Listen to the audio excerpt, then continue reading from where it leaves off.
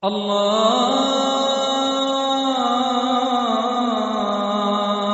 أكبر الله أكبر الله أكبر الله أكبر.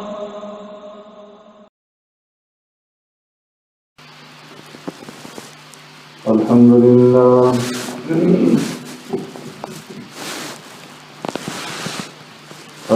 لله نحمده ونستعينه ونستغفره ونؤمن به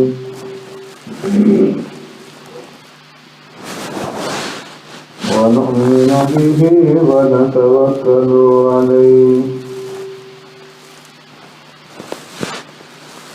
ونعوذ بالله من شرور أنفسنا ومن سيئات أعمالنا. من يهده الله فلا مضل له ومن يضلله فلا هادي له. ونشهد أن لا إله إلا الله وحده لا شريك له.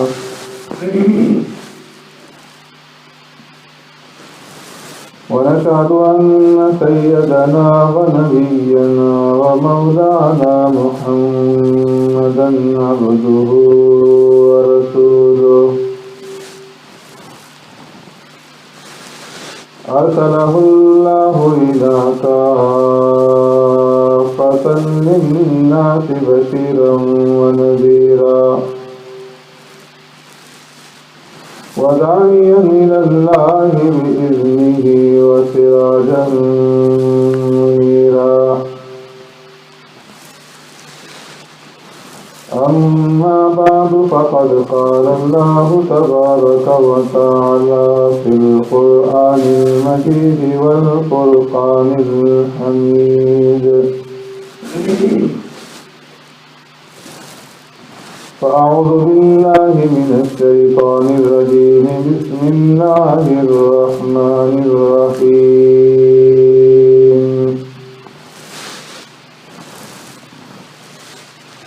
وإذ ابتلى إبراهيم ربه بكلمات فأتمهن قال إني جاعلك للناس إماما قال ومن ذريتي قال لا ينال عهد الظالمين.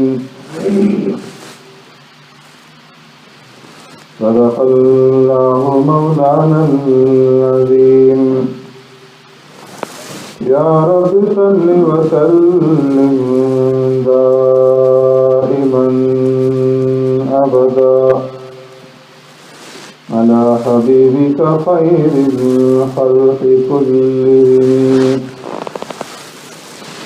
هو الحبيب الذي ترجى شفاعته بكل حول من الأهوال مقتحم.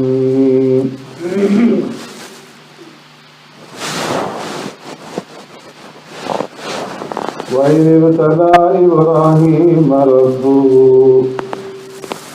اور یاد کیجیے اس وقت کو جب آزمایا ابراہیم علیہ السلام کو اس کے پروردگار نے بکلمات فأتمہن چند باتوں میں پس پورا کیا اس نے ان کو. قال انی جاعلک للناس اماما میں بے شک میں بناؤں گا تجھے لوگوں کے واسطے پیشوا. قال ومن ذریتی عرض کیا میرے پروردگار اور میری اولاد میں سے بھی. قال لا ينال عهد الظالمين فرمایا نہیں پہنچے گا میرا وعدہ نا انصافوں کو. آمنت باللہ وبآیاتہ۔ میرے محترم دوستو، بزرگوں، بھائیو،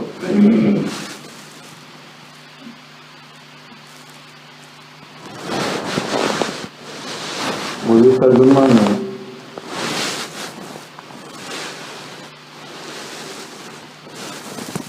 آپ حضرات کے سامنے عرض کیا تھا کہ اللہ تبارک و تعالی نے حضرت ابراہیم علیہ السلام کو مختلف امتحانات اور آزمائشوں میں مبتلا فرمایا،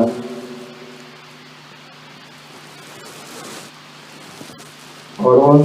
امتحانات اور آزمائشوں میں سے پہلی آزمائش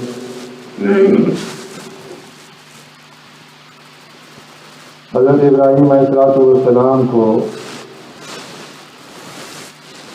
حاضر بدگر کے گھر میں پیدا کرنا تھا، اور دیکھنا یہ مقصود تھا کہ میرا پیغمبر دنیاوی رسم و رواجات کی طرح اپنے آباء و اجداد کے دین کو اور ان کے رسم و رواج کو اختیار کرتا ہے، ان کی پیروی کرتا ہے، یا خدا کی پیروی کرتا ہے۔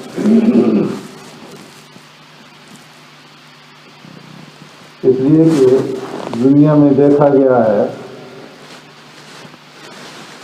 کہ جو پیشہ باپ کا ہوگا عموماً وہی پیشہ بیٹے کا بھی، باپ ڈاکٹر ہے تو بیٹا بھی ڈاکٹر، باپ انجینئر ہے تو بیٹا بھی انجینئر، باپ بزنس مین ہے تو بیٹا بھی بزنس مین، اور باپ سیاستدان ہے تو بیٹا بھی سیاستدان، باپ مولوی ہے تو بیٹا بھی مولوی، اور باپ پیر ہے تو بیٹا بھی پیر۔ جو عقیدہ باپ کا ہوتا ہے وہی عقیدہ بیٹے کا بھی۔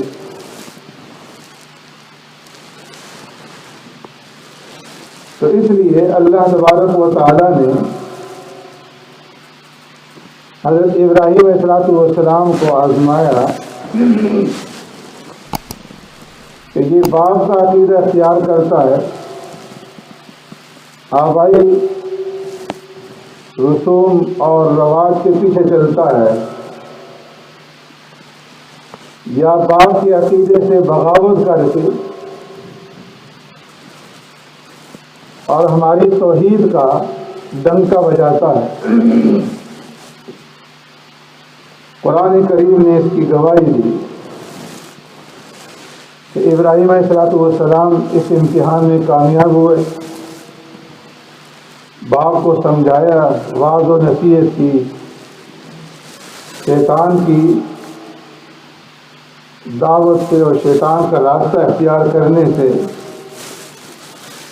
باپ کو باز رکھنے کی بتھیری کوشش کی،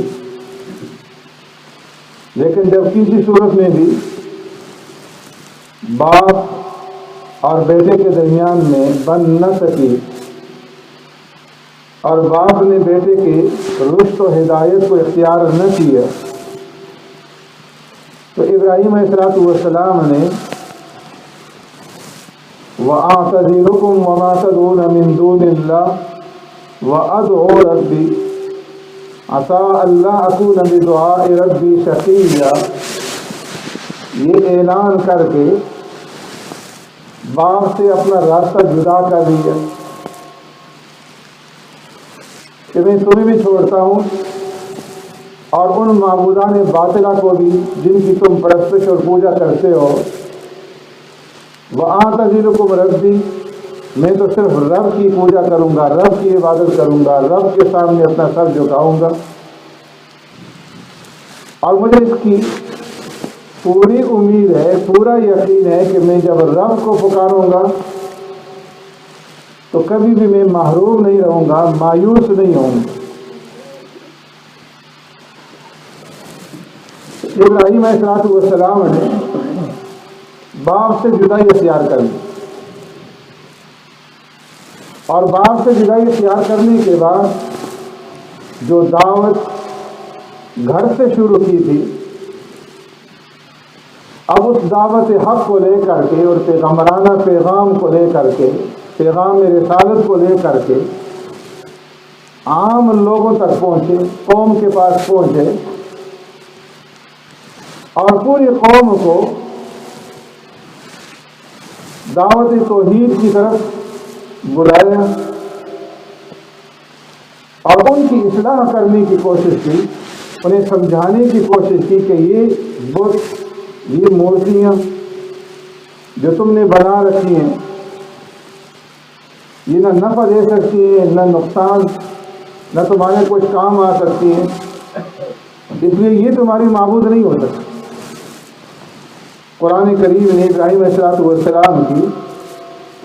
اس دعوت کا ذکر جو قوم کے سامنے کیا، اس انداز میں ذکر فرمایا، وَاتْلُ عَلَيْهِمْ نَبَأَ إِبْرَاهِيمَ، میرے محبوب ان لوگوں کے سامنے آپ ابراہیم علیہ السلام کا واقعہ، ان کی خبر بیان کیجیے۔ إِذْ قَالَ لِأَبِيهِ وَقَوْمِهِ مَا تَعْبُدُونَ، جب ابراہیم علیہ السلام نے اپنے باپ اور قوم کو مخاطب کر کے یہ ارشاد فرمایا، ما تعبدون، کس چیز کی تم عبادت کرتے ہو؟ ابراہیم علیہ السلام جانتے تھے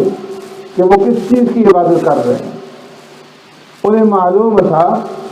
کہ یہ بتوں کے پجاری ہیں، اصنام کی عبادت کرتے ہیں، لیکن ابراہیم علیہ السلام نے یہ انداز اس لیے اختیار کیا تاکہ ان لوگوں کے سامنے ان بتوں کی بے بسی کو اور ان کی عاجزی کو ظاہر کر سکیں، تو اس لیے یہ انداز اختیار کیا کہ تم کس چیز کی عبادت کرتے ہو، کس کی پوجا کرتے ہو؟ قوم نے جواب دیا، نعبد اصناما فنظل لها عاکفین، کہ ہم اصنام کی، بتوں کی عبادت کرتے ہیں اور صبح سے لے کر کے شام تک پورا دن انہی کے سامنے بیٹھے رہتے ہیں، انہی کے سامنے اپنے ہاتھ پھیلا کر کے ان سے اپنی مرادیں مانگتے رہتے ہیں اور انہی کو اپنا مشکل کشا، حاجت روا اور نفع اور نقصان کا مالک سمجھتے ہیں۔ تو ابراہیم علیہ السلام نے اب دوسرا سوال کیا، هل يسمعونكم إذ تدعون، بتاؤ جب تم انہیں پکارتے ہو، صبح سے لے کر کے شام تک ان کے سامنے بیٹھے رہتے ہو، هل يسمعونكم، جب تم انہیں پکارتے ہو تو کیا یہ تمہاری پکار کو سنتے اور تمہیں جواب دیتے؟ او ينفعونكم او يضرون، جب تم ان کے پجاری ہو، ان کی پوجا کرتے ہو تو اس پوجا پاٹ کے اوپر، اس عبادت کے اوپر وہ تمہیں کوئی نفع پہنچاتے ہیں؟ او یضرون، جب تم ان کی پوجا نہ کرو تو کیا یہ تمہیں کوئی نقصان پہنچا سکتے ہیں؟ قالوا بل وجدنا آباءنا لها عابدین، کہنے لگے کہ ابراہیم ہم ان باتوں کے اندر نہیں الجھتے کہ یہ ہمیں نفع پہنچاتے ہیں یا نہیں، نقصان پہنچاتے ہیں یا نہیں، یہ سنتے ہیں یا نہیں، ہمیں ان باتوں سے کوئی واسطہ نہیں۔ بل وجدنا آباءنا کذالک یفعلون، ہم تو صرف نقالی کر رہے ہیں، ہم نے اپنے آباء و اجداد کو، اپنے وڈیروں کو ایسے ہی کرتے ہوئے دیکھا کہ وہ ان کے سامنے سر بسجود ہوتے تھے، ان سے مرادیں مانگتے تھے اور ان کے سامنے بیٹھ کر کے عاجزی اور انکساری کا اظہار کیا کرتے تھے۔ تو اس لیے ہم تو اپنے آباء و اجداد کی دیکھا دیکھی یہ سارے کام کر رہے، گویا ان کے پاس اس اصنام پرستی کی کوئی دلیل نہیں تھی کہ وہ نفع پہنچا سکتے ہیں یا نقصان۔ دوسرے الفاظ میں گویا انہوں نے خود ہی اپنی لاچاری کا اور بے بسی کا اظہار کر دیا کہ نہ تو یہ سنتے اور نہ ہی یہ ہمیں نفع پہنچا سکتے اور نہ ہی ہمیں نقصان پہنچا سکتے، لیکن ہم ان کی پوجا پاٹ اس لیے کرتے ہیں کہ ہمارے آباء و اجداد بھی اسی طرح ان کی پوجا کیا کرتے تھے اور ان کی عبادت کرتے تھے۔ ابراہیم علیہ السلام نے یہاں پر پیغمبرانہ انداز سے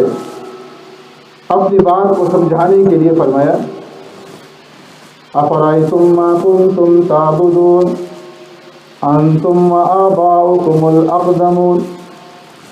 دیکھو تو یہ بت جن کی تم عبادت کرتے ہو، نہ صرف تم بلکہ تمہارے پہلے آباء و اجداد سارے ان کی پوجا پاٹ کرتے رہے، عبادت کرتے رہے، فَإِنَّهُمْ عَدُوٌّ لِّي إِلَّا رَبَّ الْعَالَمِينَ، یہ میرے دشمن ہیں اور میں ان سے انتہائی سخت نفرت کرتا ہوں اور میں ان سے برات کا اظہار کرتا ہوں، اعلان کرتا ہوں، فَإِنَّهُمْ عَدُوٌّ لِّي، یہ میرا جو بگاڑ سکتے ہیں بگاڑ لیں، جو مجھے نقصان پہنچا سکتے ہیں مجھے نقصان پہنچا کر کے دیکھ لیں تمہارے عقیدے کے مطابق۔ میں ان سے سخت نفرت کرتا ہوں، الا رب العالمین، میں ان کی عبادت نہیں کر سکتا، میں ان کو مشکل کشا اور حاجت روا اور نفع نقصان کا مالک نہیں سمجھ سکتا، بلکہ میں تو صرف رب العالمین کی عبادت کروں، اس رب کی کہ جو سارے جہان کا پالنہار ہے، سارے جہان کی پرورش کرنے والا اور جس کے قبضہ قدرت کے اندر نفع بھی ہے اور نقصان بھی ہے۔ الذی خلقنی فہو یہدی، ابراہیم علیہ السلام نے اب اس رب العالمین کی صفات کا ذکر شروع کر دیا کہ میرا رب اور میرا مالک اور میرا خالق اور میرا پالنہار کون ہے؟ الذی خلقنی، وہ ہے جس نے مجھے پیدا کیا، فہو یہدین، اور پیدا کرنے کے بعد مجھے راستہ دکھلایا، دنیا کے اندر اور آخرت کے اندر جس چیز سے کامیابی حاصل ہوگی اس کی طرف میری رہنمائی کی۔ والذی هو یطعمنی ویسقین، میرا پروردگار وہ ہے کہ جب میں بھوکا ہوتا ہوں تو وہ مجھے کھانا کھلاتا ہے، اور جب میں پیاسا ہوتا ہوں تو وہ مجھے پانی پلاتا ہے، میری بھوک کو مٹاتا ہے، میری پیاس کو بجھاتا ہے۔ وَإِذَا مَرِضْتُ فَهُوَ يَشْفِينِ، میں بیمار ہوتا ہوں تو وہی مجھے شفا بھی عطا فرماتا ہے۔ وَالَّذِي يُمِيتُنِي ثُمَّ يُحْيِينِ، اور میرا رب تو وہ ہے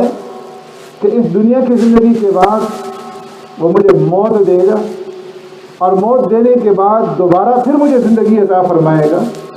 وَالَّذِي أَطْمَعُ أَن يَغْفِرَ لِي خَطِيئَتِي يَوْمَ الدِّينِ، اور میرا رب تو وہ ہے کہ جس سے مجھے یہ توقع ہے اور جس سے میں یہ امید رکھتا ہوں کہ قیامت کے دن وہ میری خطاؤں کو، میری لغزشوں کو معاف فرمائے گا۔ اور میرا رب تو وہ ہے رب ہب لی حکمہ، کہ جس کے سامنے میں اپنے ہاتھ اٹھا کر کے اس سے یوں دعا مانگتا ہوں کہ اے میرے پروردگار، مجھے صحیح فیصلہ کرنے کی طاقت اور قوت عطا فرما، وَأَلْحِقْنِي بِالصَّالِحِينَ، اور جس کے سامنے میں ہاتھ اٹھا کر کے یوں دعا مانگتا ہوں کہ اے میرے پروردگار، مجھے تو اپنے صالح اور نیک بندوں میں شامل فرما، وَاجْعَلْنِي لِسَانَ صِدْقٍ فِي الْآخِرِينَ، اور جس سے میں یوں دعا مانگتا ہوں کہ اے اللہ، آئندہ رہنے والے لوگوں میں تو میرا نام جو ہے جاری فرما، کہ نیک نامی کے ساتھ وہ مجھے یاد کریں، میرے مشن کو، میری دعوت کو لے کر کے اٹھیں، اور پیغمبرانہ جو دعوت ہے اللہ کی وحدانیت کی طرف بلانا، اس فریضے کو وہ انجام دیں۔ وَجَعَلَنِي مِن وَرَثَةِ جَنَّةِ النَّعِيمِ، اور اے اللہ مجھے تو جنت النعیم کے وارثوں میں شامل فرما، واغفر لأبی انہ کان من الظالمین، اور میرا رب وہ ہے کہ جس سے میں یوں دعا مانگتا ہوں کہ اے اللہ میرا باپ گمراہ ہو گیا، سیدھے راستے سے بھٹک گیا، اس نے شرک اور بت پرستی اختیار کر لی، اسے تو ایمان کی توفیق دے دے، اسلام کی توفیق دے دے، اسے راہ راست دکھلا دے اور راہ راست دکھلا کر کے اس کی مغفرت فرما دے۔ ولا تخزنی یوم یبعثون، اور اے میرے پروردگار جب تو قیامت کے دن لوگوں کو قبروں سے اٹھائے گا اور دوبارہ زندگی عطا فرمائے گا تو اس دن تو مجھے رسوا نہ کرنا، ذلیل نہ کرنا۔ یوم لا ینفع مال ولا بنون، ایسا دن کہ جس دن کے اندر نہ تو کسی کا مال کسی کے کام آ سکے گا، نہ کسی کی اولاد کسی کے کام آ سکے۔ سبحانک اللہ و بحمدک، نشہد ان لا الہ الا انت، نستغفرک۔